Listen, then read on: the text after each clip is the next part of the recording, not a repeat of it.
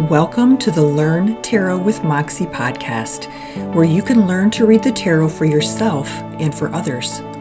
Here we look at the tarot from all angles, and I share the very best ways to use it to work through past trauma and create the life that you love.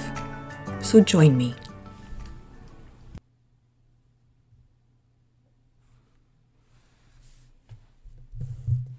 Hello, everyone. Welcome to another episode of the Learn Tarot with Moxxie podcast. It's Michelle, and I am so glad that you are here with me today. This week, I am sharing some personal insights about myself, about Moxxie, and about why I'm doing what I'm doing. So stick around if you want to get into a little bit of my psychology and what it is that sort of prompted me, and why I'm here, why I am sharing this podcast information with you guys. Just a quick announcement.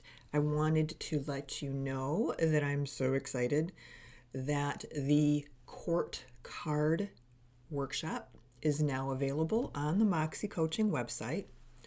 It is a $19 course that will walk you through creating a better relationship with the court cards, to essentially not say, oh crap, when you look down and see 5 court cards in a 7-card reading, right? That kind of feeling. So if you are someone who freezes when you see the court cards, or someone who groans inwardly when you see them, hop on over to Moxxie Coaching website and check out that course. There is additional information about what you can expect to learn from the course if you want to check it out. Also, wanted to remind you that if you're interested in me doing a free reading for you on the air, head over to the Moxxie Coaching website and fill out the contact form. The contact form is the form that we're using for the free reading that we're doing on the air.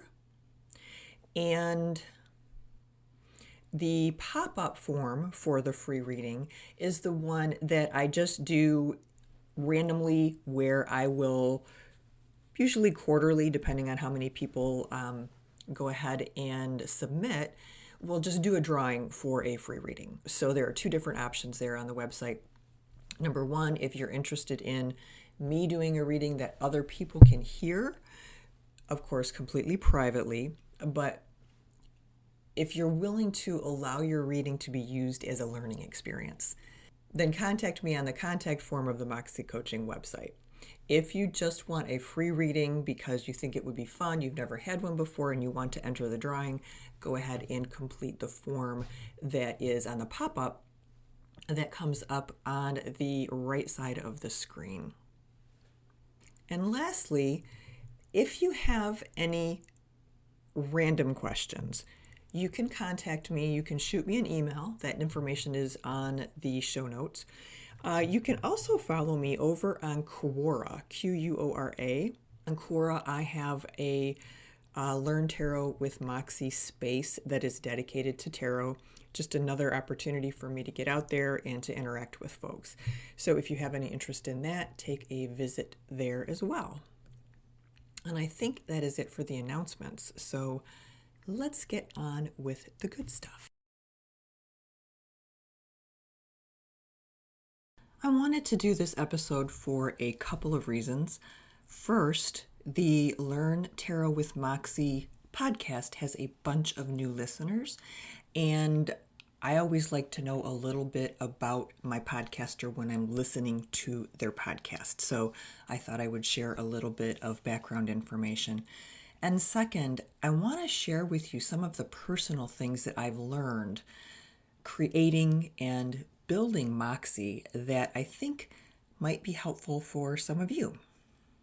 I was working as the CEO of a small nonprofit, and for so many reasons not even worth bringing up here, I was unhappy in the position, and I started thinking about different work options. And this was, oh goodness, 3 or 4 years ago.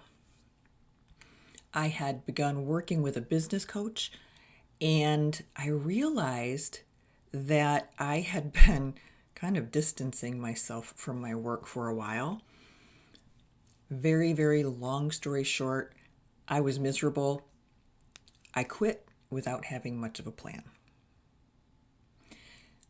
Now, I have a stellium in Virgo, and Virgos like to stay busy. They like to accomplish projects, be able to check things off their checklist. So I don't need to tell you that I really need to work. I need to have a purpose to work toward something. And I need that. It's an ego thing in part, and in part it's just a why be here on this planet if you're not moving something forward, I guess. I don't know. It's just one of those things. Maybe if you are someone who's able to really chill out, you could share with me how you do it, because I struggle. Okay, anyway, so not really knowing where I was headed, I basically just dove into coaching. And I decided I was going to coach tarot. And had I done any research? No. Was there any particular reason I thought people would even want tarot-based coaching? No. I was just so desperate to leave this job that basically I glommed onto the first thing that popped into my head and dove in. And at first it was awesome, right? Because the to-do list was so long. There's branding and a website and new this and new that and blah, blah, blah, blah, blah, blah, blah, blah, blah, yada, yada, yada, right? Tons of tasks to complete. Tons of check-offable items that I really like to do. But the trouble came when all the startup was finished and I needed to start finding clients. I am very confident in my ability to be a great coach.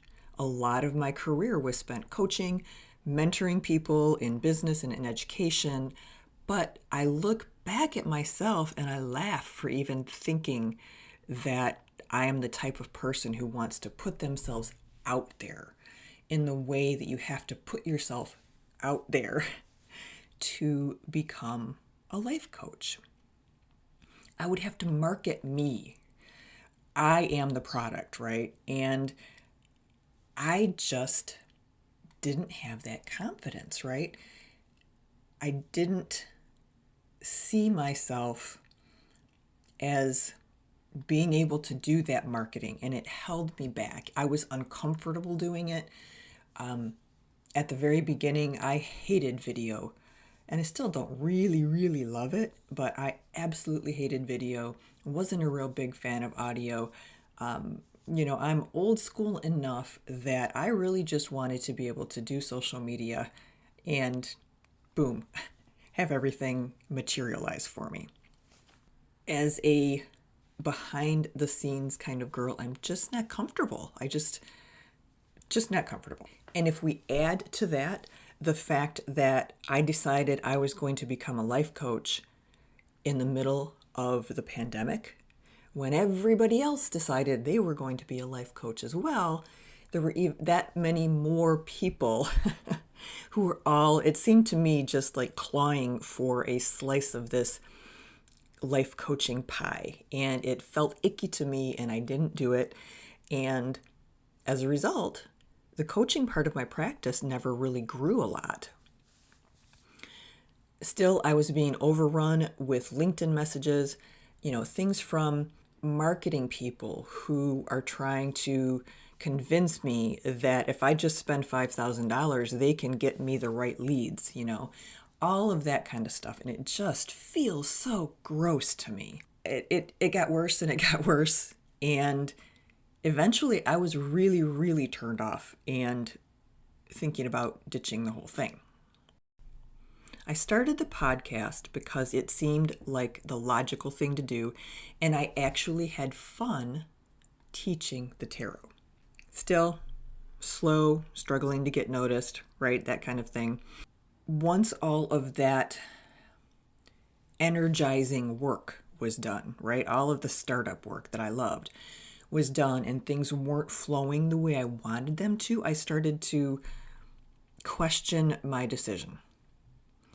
And even though I had been working on the podcast and I was enjoying the podcast, I still just felt like I don't know if it was worth all of this. But what I kept going back to was that I was finally learning to create my own reality. And not like my own reality that's different from everybody else's. What I mean is I've been learning how to maybe manifest is a better word, although I don't really like that because I think it's overused. Regardless, I have learned to I've created a process for myself that has allowed me to get to know myself better, that has allowed me to really look inside. And what I have realized is that this isn't easy. It's not going to be easy. It's still so much better than going back into traditional work world for me. I did that. I spent my years doing that. These days, I am leaning on my strengths. I'm teaching, I'm doing course development with coaching as a bonus, right? That's a part of what I do, but it is not the only thing I do. The podcast is growing, and thank you so much to all of the new listeners. The classes are coming together. Court card class is going to be out pretty soon. I just finished the video yesterday. You know, I've worked through the kinks and made a lot of changes to the original Moxxie coaching. And so in addition to sort of sharing with you my journey and, letting you know that Instagram is a big fat lie and it's not all easy and we don't all sit around, looking perfect all day in the perfect set and, coach people to have better lives. It's just right. It's not the real world. So I wanted to share all of that with you because we do have some new listeners and I wanted to give you some background information and thank you for being here, let you know kind of who you're listening to. But I also wanted to share it because it was such a learning process for me. It still is a learning process for me, but I found it so valuable that I really want to share it with you. The first thing I want to share is that it took me a while to realize that I was not being authentic to who I am when I was putting Moxxie together. And I certainly hadn't been authentic to who I am for the past probably 20 or 30 years. I should have gone into art. Going into business and education was the logical thing to do, but it was never anything that fed my soul. And had I known myself better, had I trusted myself better, I would have done something that fed my soul, right? Something that I was excited about getting up for in the morning. And what I'm going to share with you today is my process for doing that. And as I become more comfortable with being my authentic self, with letting others see my authentic self, my life continues to grow and blossom. So how in the heck do I do this? This is what I've learned. I have learned that by slowing my thoughts down to the point where I can actually consider them, both the good feelings and the not so good feelings, allows me to get to know my inner self and my higher self and my inner child. I feel like I am becoming my authentic person through this process that I'm using, which is essentially a meditation reflection type of practice. It is not difficult. It doesn't take long, but I have found it to be really, really impactful. For me, learning to slow my feelings down, slow my thoughts down, slow everything down to the point that I could actually examine and consider and feel all the feels, right? Feel the good feelings, feel the not so good feelings. When I began to do that, I started to begin to get to know and to notice my inner child and my higher self and the roles that they both play in my life.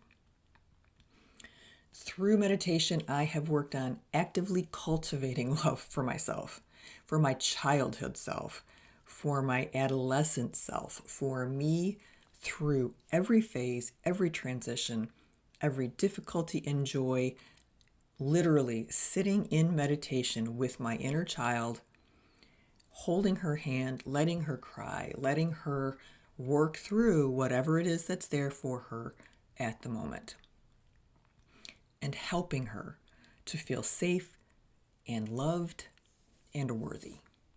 And is this easy? No, it's not, especially when you get started, because when you get started, it's likely there's some things that are going to come up. But those are the things that are going to benefit you to work through, to, if not release, to at least loosen their grip on you and get that process started. I have also developed a relationship with my higher self. And it's her I look to when I need support, a confidence boost, a you got this girl kind of thing, right? And I also look to her for guidance about learning to get comfortable taking up more space in the world and not apologizing for doing that. I was not allowed to take up a whole lot of space as a kid. I was not encouraged to take up a lot of space. And as a result, I never have. And I've always been uncomfortable, what I would consider seeking attention, right? Which is exactly what I've been trying to do for the past 2 years and exactly why I've been so uncomfortable. It's also helped me realize that there is an energetic balance that I need to create for myself between pushing, driving, forcing, girl bossing Moxxie to grow, and paying attention to what the energy feels like to be in a space of allowing instead of a space of forcing. My Virgo stellium wouldn't let me slow down long enough to actually sit and consider and mull things over. So it was through meditation that I learned to relax into the fact that Moxxie was not going to be an overnight success, that most strong businesses take a while to mature. And once I started connecting with, my girls, my inner child and my higher self, even for just a couple minutes a day, things began to shift. Now, I am a skeptic, which seems kind of funny for such a woo person, but there are parts of me that want the data, that want the science, right? I haven't talked about it on the podcast much lately, but I want the quantum physics explanation of how tarot works. I haven't been able to completely get it yet, but that's the kind of person I am. So I wouldn't put this stuff out there if I hadn't tested it myself. Let's look at the practical steps of doing this, right? Okay. On a daily basis, you are going to commit 10 minutes to yourself. That's a gift to yourself that you deserve, that is going to help you reconnect and start to really look at who you are, who you were, who you want to be, and how you want to feel. So there's nothing prescriptive about this process, right? Take the core process and use it. Add as many embellishments. Add a scene in your head. Add whatever it is you need to add to make this process a workable process and something that you come back to. So don't make it cumbersome. Don't make it such a big deal. I mean, this could even be something that you do first thing in the morning before your brain starts to really kick in, or last thing at night as you're getting ready to go to sleep. So you are in your relaxed state, whatever that is, and you're ready to begin. So the first thing I want you to do is I want you to check in with your inner child. I want you to see if she needs anything. Is she worried? Is she sad? Is she upset? The inner child is the part of us that in a lot of ways is, it's kind of like the ego. It's there to protect us.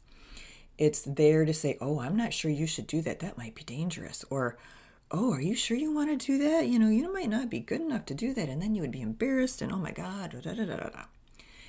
So this inner child is sort of a combination of all of those things, all of those ego things, all of those brain things, with literally, the injured inner child that we all have from childhood.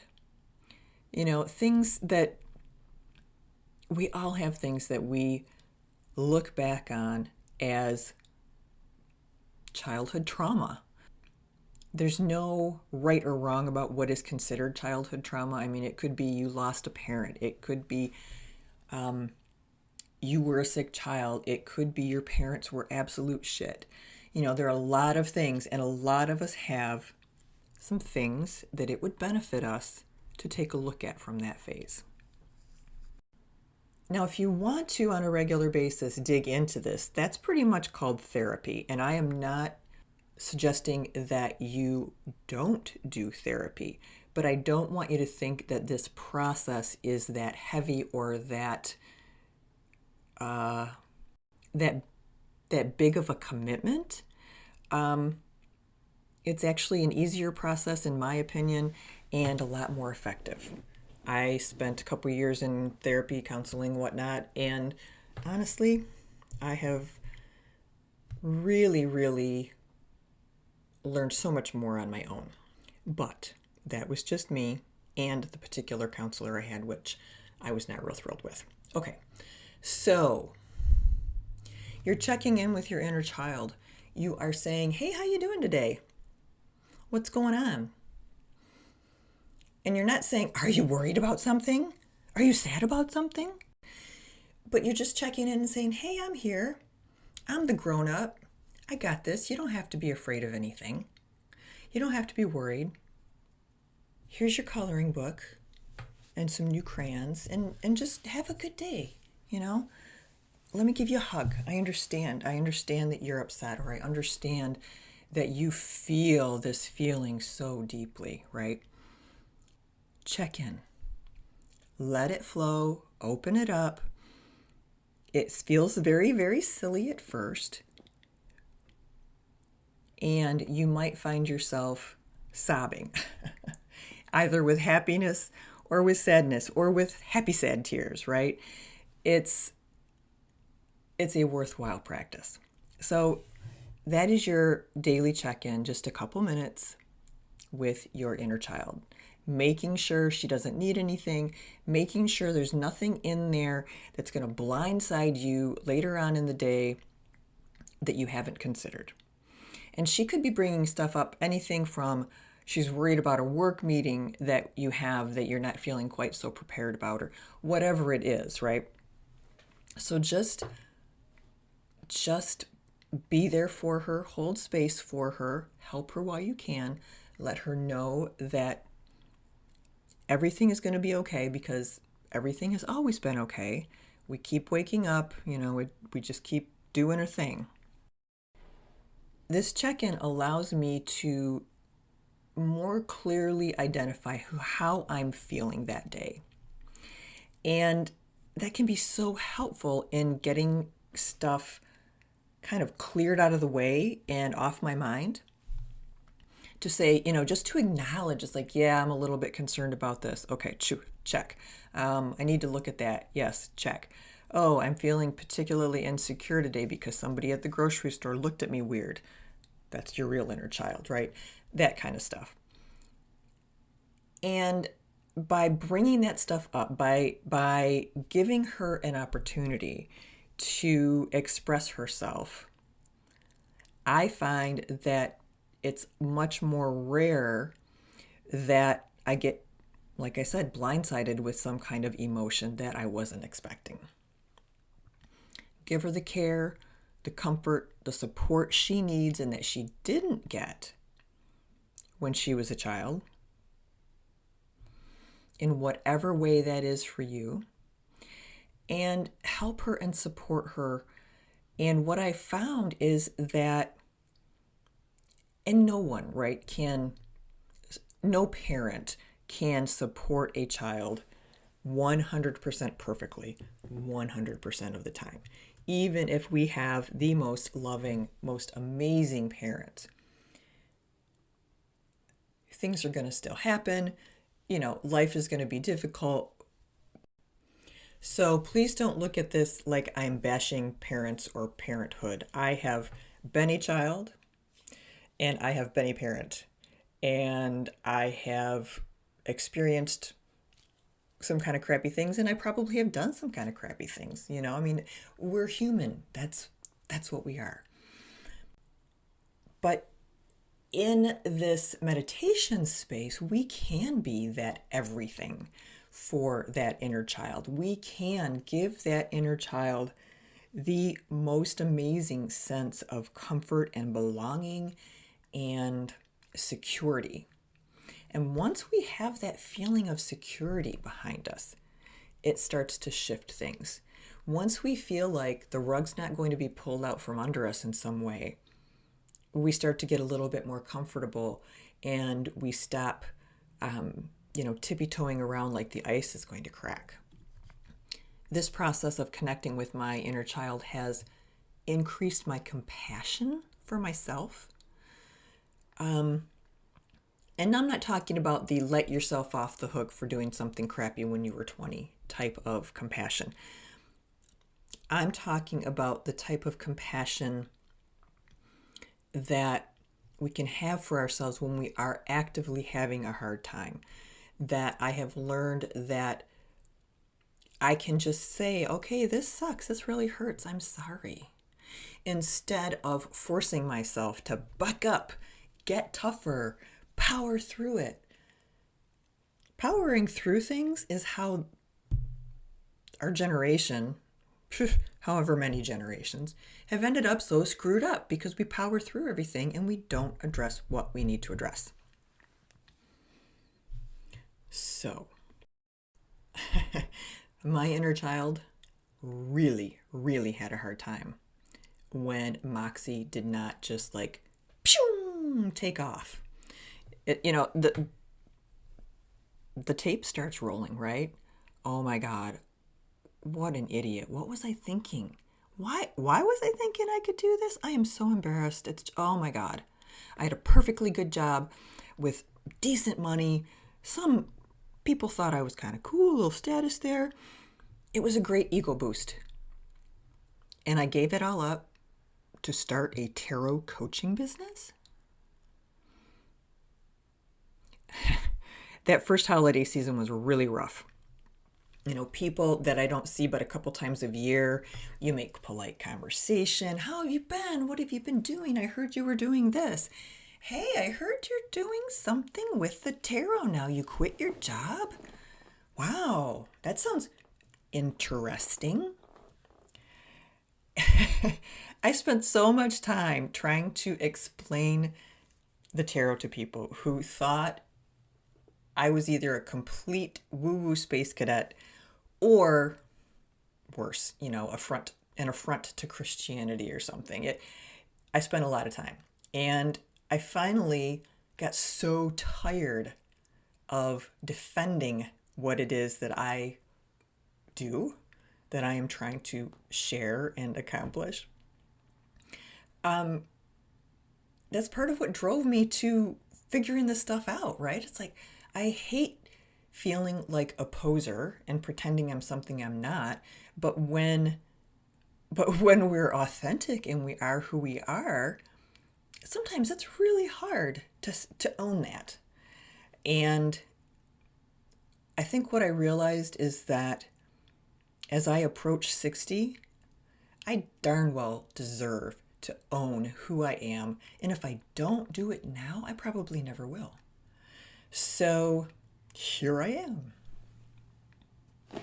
And once I started literally addressing my inner child on a regular basis, getting together, visiting, chatting, whatever, I began to feel better. She began to feel better. I began to start anyway to relax into who I am becoming.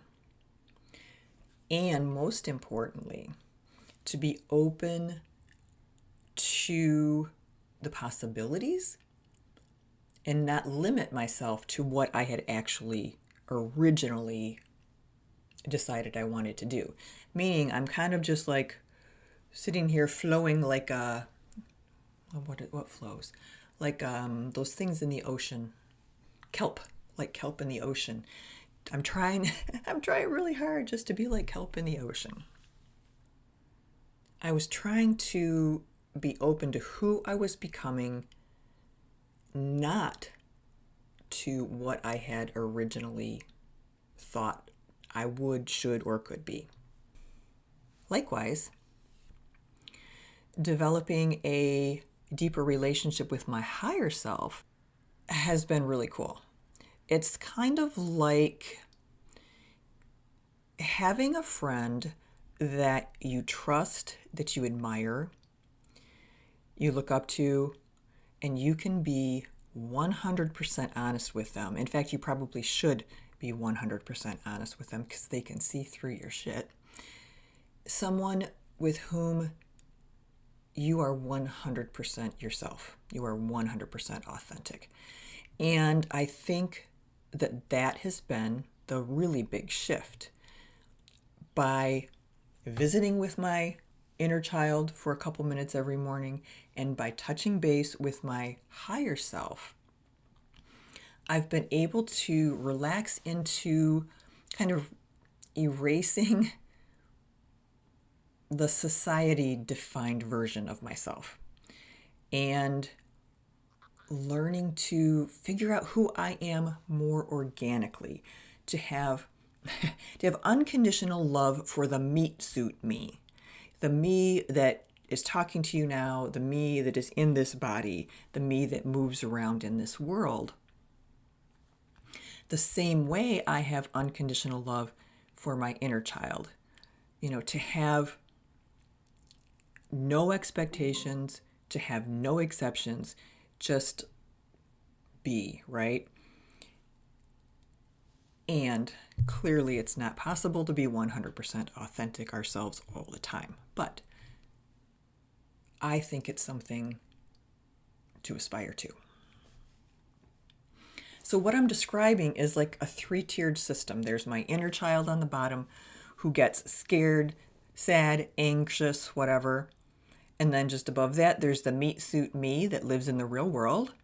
And then at the top, there's my higher self part of me that has been with me through every lifetime, through every growth edge, through every part of me that has wisdom of past lives and has the benefit of being able to see kind of the universal picture, right? I can't see the big picture. My higher self can see the big picture, and she can see all of the big pictures from my past. So she really knows what I'm supposed to be working on, what I'm supposed to be focusing on, And she knows me better probably than I know myself. So why not develop a relationship with her and benefit from it? Now, figuring out that I wasn't being true to myself was one thing, but figuring out how to do something about it was different. I did not know where to begin. And so what I did is, rather than imagining how I wanted my life to look, because I'm really good at planning. Do I want to have this job and live in this place and have this much money and this type of friend and be a granola mom or whatever. I'm really good at planning, and that's my comfort zone. So I knew that I needed to focus on something that's not task-based. I needed to focus on really just how I wanted to feel every day and the lifestyle I wanted. To get down to that core. And that's really a great place to start figuring out what's working in your life and what's not working in your life. I knew that I didn't want that solar plexus tightness that I carried around with me for so long. I knew I didn't want anybody to tell me what to do, when I had to be there, or how I had to be. I didn't want to commute. I didn't want to, right? But I did want to have a life of more relaxation, have a life that felt like it was a bigger contribution, to have a life that allowed me the flexibility to do the things that I enjoy doing. That's what I started to focus on. And that's when I realized that I had never really wanted to be a coach that works with people to solve their problems. I want to be a coach who teaches people to create a practice around coaching themselves and supporting themselves.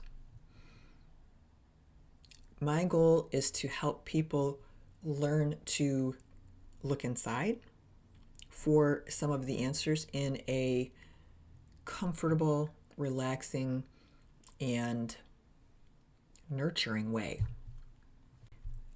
Now, again, don't get me wrong. Coaches, traditional life coaches, therapists, all those folks are amazing, and we really need those folks. But they don't work for everybody, and they don't work all the time.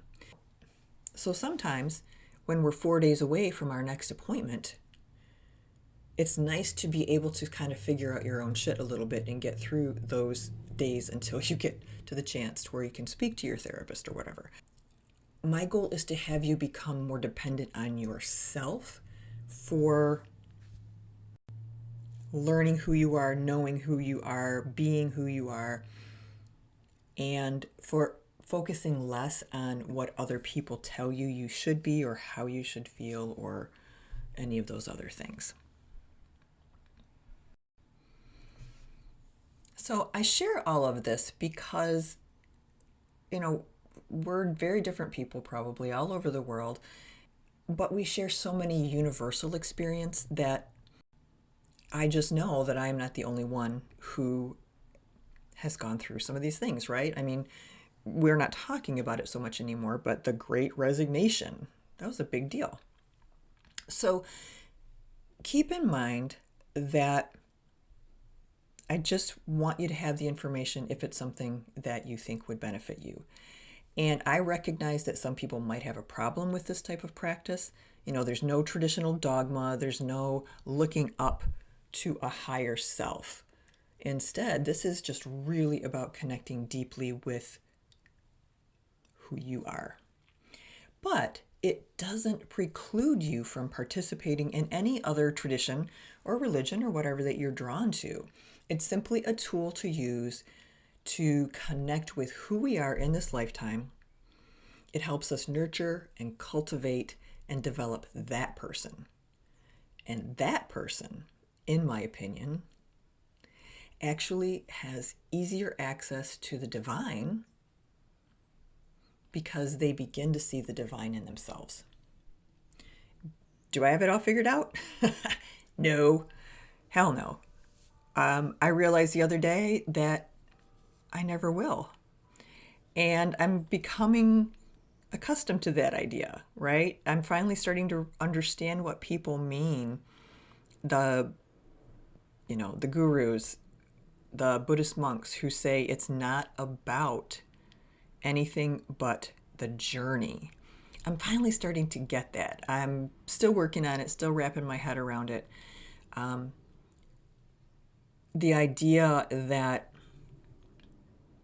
the point of being here is to experience the journey, to experience all of these things that we need to experience for us to level up, right? In our next life is kind of how I look at it.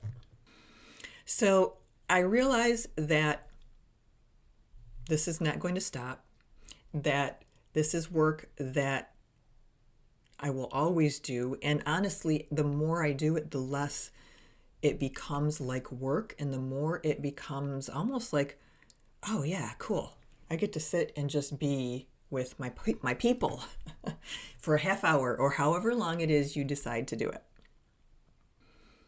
Usually for me, it's 2 steps forward and 1 step back, but it is still progress, and it's finally sinking in, and I'm loving the experience. Not every day. Some days I think I hate this experience, but for the most part, on average, it's a pretty interesting experience. So I hope that this was insightful, a little bit of insight into me, a little bit of insight into how I think, and a little bit of insight into why Learn Tarot with Moxxie is what it is. Now, one last thing before I let you go. In the spirit of being authentic and doing things that scare us, I want to announce that I am working on a line of porcelain and sterling silver earrings. I'm a potter, an artist. This is my first foray into selling my art, and I am scared to death, but I'm also super excited. So I'm letting you know, as much as a way to hold myself accountable to actually making it happen, and to not let my inner child's timidity, drag me back. The plan is to start posting pictures of my past art so you guys can see kind of what I've done in the past. It's kind of a coming out of the closet of sorts. And the process, at least right now, is more for me than it is for anything else, because it is scary and it's a step forward. But I will let you know how it goes. I will keep you updated on my personal journey with my art. Moxxie's not going anywhere. It's just a side thing. But all to say, life is challenging. Be kind to yourself. Get to know who you truly are at your core and take it from there. If you enjoyed this episode of the Learn Tarot with Moxxie podcast, please remember to like, subscribe, and comment. It helps other people find us when you guys are vocal about who we are, what we are, where we are, and what we offer. Remember too, if you want to submit a question for a tarot reading, you can sign up on the Moxxie website, and there will be a link in the show notes for you below. Those questions are questions that I will consider for using as example readings during podcast episodes. Of course, everything is 100% confidential. There will be no hints or tips about who you are, but it would be a way for you to get a question answered by me and share a learning experience with everyone else. So if you are interested in doing that, in that free reading, please head on over to the Moxxie website where you can sign up. And again, there will be a link in the show notes below. Remember too that the website has a ton of resources and freebies that are available to you that will help you on your tarot learning journey. And lastly, if you want to stay up on the nitty-gritty of what's going on at Moxxie, I invite you to be a free member of the Moxxie community. You just need to pop over there, sign up. I know that we don't always catch every single episode, and signing up will mean that when there is a new course announced, you will hear that. When there is a new blog post that I am particularly pleased with, I will send that as well. You have my word that I am not an over-emailer, because I really do not like over-emailing, and I don't like reading through tons and tons of emails that just seem to be sent for the sake of being sent. So I promise I will not do that to you. So those are some ways to stay connected with Moxxie and ways that I invite you to join the community. All right, you take care, have a wonderful week. Be kind, and I'll talk to you soon. Bye-bye.